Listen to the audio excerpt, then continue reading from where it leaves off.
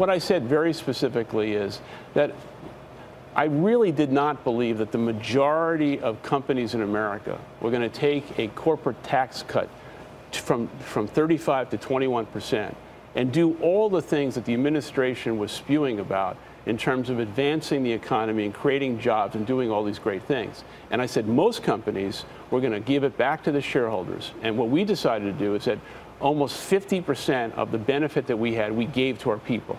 I didn't give credit to the administration for that. I gave credit to the fact that the leadership of Starbucks did the right thing, and that is success is best when it's shared. And also, this is very important, that when you're building a great, enduring company, not every business decision should be and is an economic one.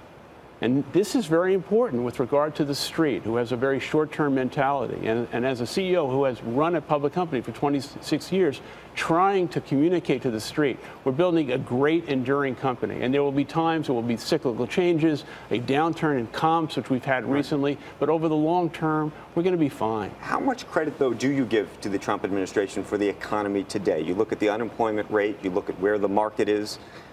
Well, first off, I think it's very wrong to use the stock market as a proxy for the U.S. economy. Interest rates are going up, and if I had to make a bet, and I'm not an economist, I don't believe that the stock market is going to continue to grow at the level it has between now and 2020. You're going to see a sea change. So, listen, the economy is strong. I give President Obama credit for that. I give President Trump some credit for that.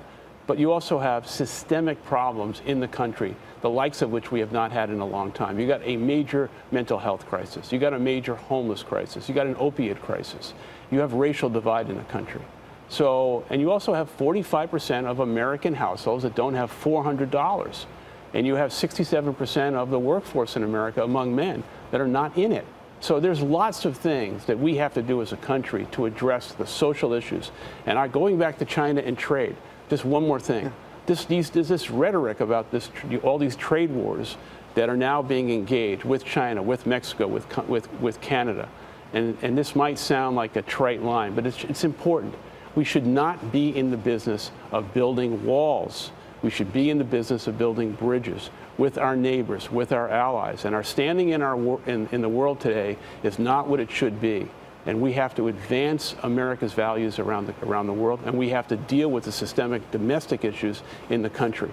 And that is about servant leadership. We have not had servant leadership in government in a long time where we are working in service of the American people. Hey there, thanks for checking out CNBC on YouTube. Be sure to subscribe to stay up to date on all of the day's biggest stories. You can also click on any of the videos around me to watch the latest from CNBC. Thanks for watching.